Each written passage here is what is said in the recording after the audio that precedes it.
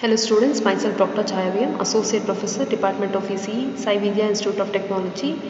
In this video, we'll be looking into two concepts, that is what is hierarchical systems and distributed systems. Hierarchical systems. Here the tasks are divided according to the functions. It is a form of control system where set of tasks are arranged in hierarchical tree. Like if one task is performing DDC calculation, the other task will be performing supervisory control.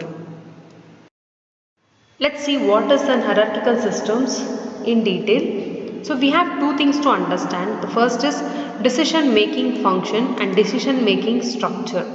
So decision making function is shown here. So the decision element receives, so we can see there is a decision maker, it is called as a decision element, receives commands from the level above and it sends its commands or information back to the same level. On the basis of information received from the element, sometimes it also have to take care of the constraints that are imposed at the same level and sends commands to the elements below and the information at the same level. So this is a simple decision making function. Generally we can consider organizational hierarchy.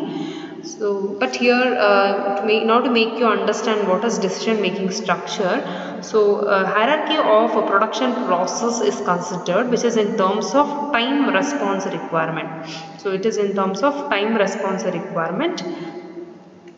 So that is how we have written a decision time scale here. So it is like at the bottom level a fast response is required for simple problems. So hence the decision time taken is very short. As one progresses up, the complexity also increases and so time required is also more. So this is a simple arrangement of decision making structure. Batch control using hierarchical systems.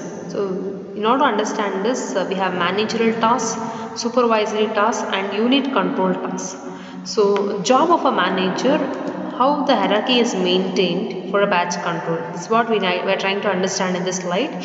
So manager task has to take care of allocating resources, production scheduling and accounting. So that is the manager should collect information and calculate about the list of products to be produced and what quantity and how many process units needed. Everything is to be taken care by the manager. So the manager, once he calculates and schedules everything, it has to transfer control to the supervisor.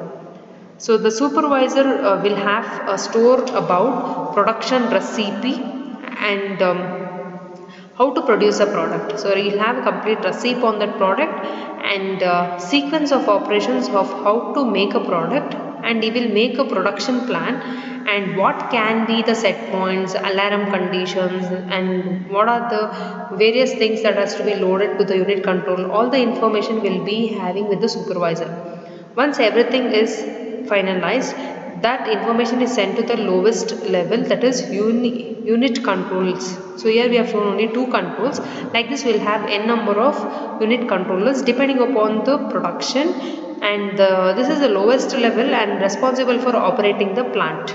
Like it takes care of opening and closing valves, monitoring alarms, controlling temperature values, pressure values and reporting plant conditions. So this is a hierarchy, top level in a hierarchy, intermediate level and lowest level. This is how the batch control will operate using hierarchical systems. What are distributed systems? So distributed systems, it is nothing but many computers are intended to perform similar tasks in parallel. So as mentioned here, in order to construct a distributed system, or in order to use this distributed approach, there are following our assumptions. That is, each unit is carrying out essentially similar task to all other units.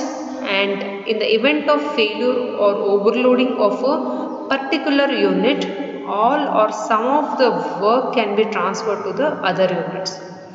This we can see with a simple distributed system example. A distributed example is shown here. So we have five broad divisions of functions. The level 1, here we can see that all the microcomputers connected here will perform measurement and actuation tasks. At this next hierarchy, we will have level 2 where DDC calculations are taken care, direct decision control calculations.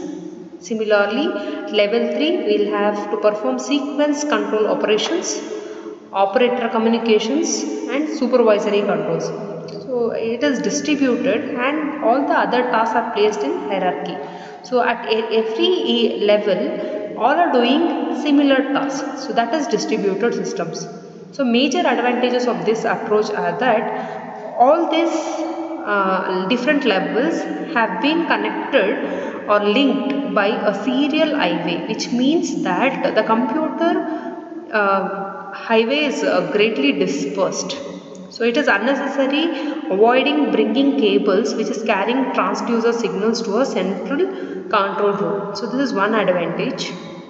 And it is very much easier to make any changes to the system in the form of either hardware requirements, and it also allows standardization, and it is more flexible by using more than one single processor. In the event of failure, if it is needed to add more number of computers, it can always be done, and the system capabilities are very much enhanced by sharing the tasks between different processors. Okay, the burden of the computation can be shared by the multiple microcomputers placed at different levels. So we can also see what are the roles of control engineer, role of a control engineer. So the control engineer responsibilities is to define the appropriate control strategy to meet system requirements. So he'll take care of all the set points, actuations, and what sampling interval has to be chosen. Everything is taken care by the control engineer to define measurement on actuations, set up alarm conditions, sampling intervals, etc. To define direct digital controls and connection with any other elements in control system. To tune the control system to appropriate gains. So at any point of time, if the plant gains have to be changed or some desired specifications have to be altered, it can be done by the control engineer. To define program sequence control procedure necessary for the automation of plant operation. To determine and implement satisfactory supervisory control schemes. These are the various roles of a control engineer in order to take care of plant operations. Thank you.